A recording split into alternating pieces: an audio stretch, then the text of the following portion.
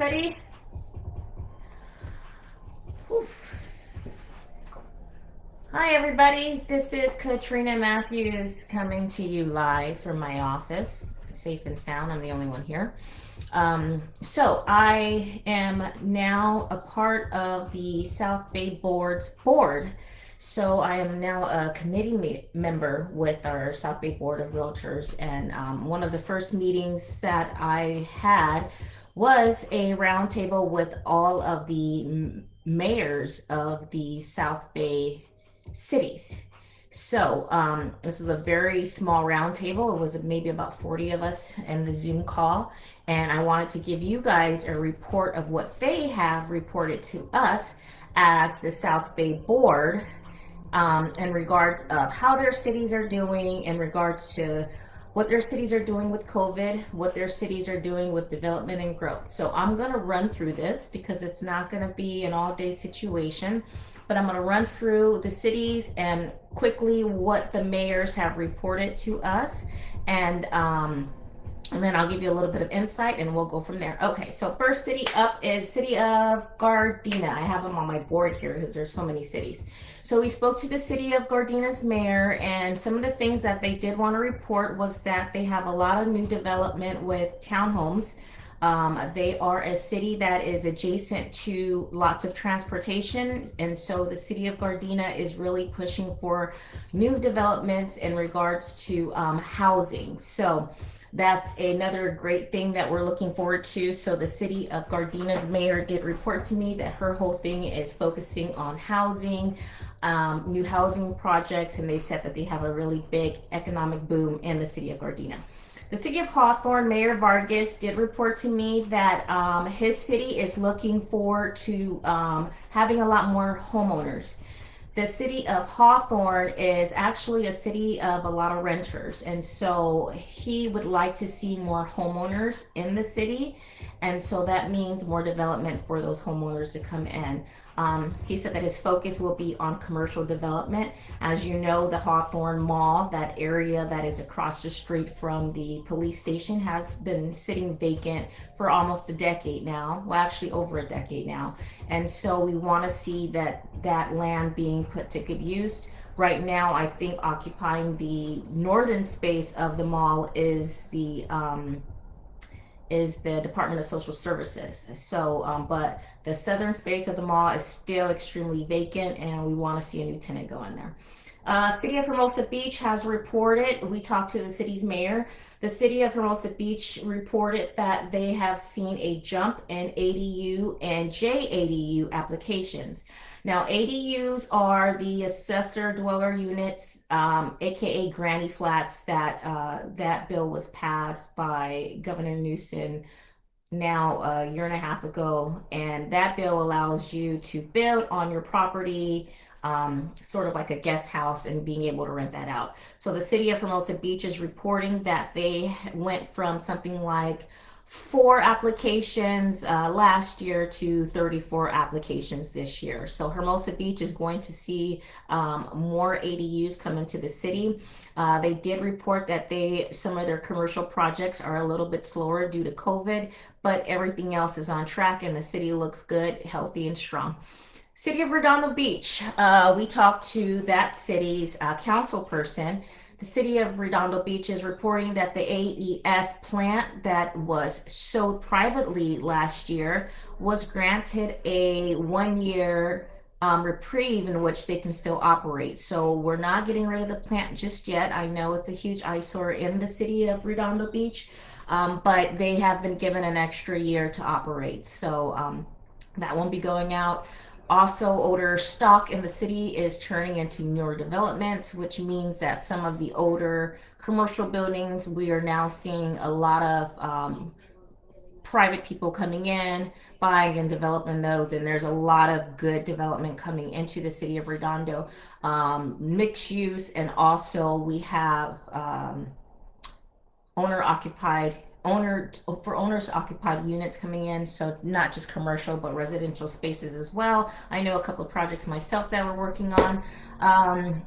City of Redondo Beach is also reporting that the 190th corridor, the Foundry, was approved for multi-development development. So that's going to be wonderful. So a lot of things are going on in the city of Redondo Beach. City of Lomita, we spoke to their council person, and the city of Lomita is reporting that, of course, they have the 243 townhomes that are going in at the corner of Crenshaw and Lomita Boulevard. That was something that the city of Torrance actually did not appreciate, but that is Lomita's territory, and they have approved that space for 243 townhomes, so that's still on track for development. Also, the city of Lomita is reporting that they are going to really ramp up the Narbonne corridor. As you know, a brewery went in there, and that brewery going in really helped the city, and it really liked the energy it brought to the Narbonne Avenue area, which is where Lomita Magnet sits, a school that I went to, haha. But the city of Lomita wants to see more improvements downtown. So the city of Lomita is doing a really good job. We spoke to LA City Councilman Mr. Joe B. Everybody knows Joe in regards to what's going on at the waterfront. So that is probably where we're seeing the most growth in the South Bay. The Wilmington waterfront and the Wilmington Town Square on Avalon are both really, really ready to go. They have already started breaking ground in those areas. So the city of Wilmington is going to be redeveloped, starting with their waterfront. They are also still on board with their 6,000 seat amphitheater that is going in the city of San Pedro. And of course, they are redoing the Portico, which you probably see they've already broken ground on that. And he also wants to put an additional 1,000 units into the downtown area in San Pedro. And lastly, their Little Italy project that they've been working on.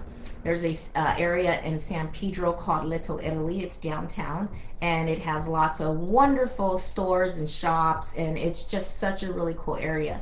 They have a lot of Italian restaurants that are currently in there, and they want to invite more Italian businesses to come in to really make it a true Little Italy. So that is what's going on in the city of LA City, which includes the San Pedro waterfront and Wilmington and Harbor City.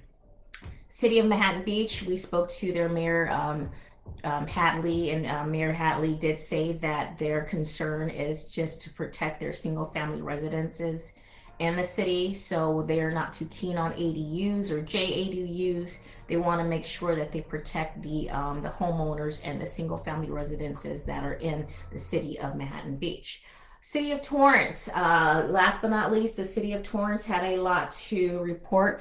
City of Torrance is still working on their downtown Old Torrance revitalization project. We spoke to Council Member Goodrich, and he has spearheaded that program, and he has actually, the complete council has actually voted to allow a contractor and a consultant come in to give the city of Torrance kind of an idea of what can be done to the downtown area in Old Torrance in order to kind of bring it back to life and make it a really happening spot. So that's what's going on now. The city of Torrance is also looking at their civic center. Their civic center has a very large area of a parking lot that's on it that's not really been used. So they're looking into maybe what they can do with that. And also, of course, as you probably know, that the Del Amo Mall lost Sears. So having that southern part of the Del Amo Mall now vacant, the city of Torrance is looking at the Civic Center and the location previously occupied by Sears, and thinking if we can maybe put some mixed use, retail, even residences, and they even brought up possibly putting a boutique hotel in that area. So we're going to see a redevelopment of the area that Sears was in. And then, of course, we're going to see the Civic Center that has been worked on for a couple of months now. We're going to see if we can do something with the parking lot and make that a more usable space. So that was the mayor's report. Again, I was very happy. It was one of my first meetings with the board, threw me in there. They said, you're on, you got to go to this mayor's roundtable meeting. Most of the council people that were at the meeting I have a relationship with, and of course I know the mayors of the respective cities as well, so it was really nice to see them even though we were social distance and doing it via Zoom.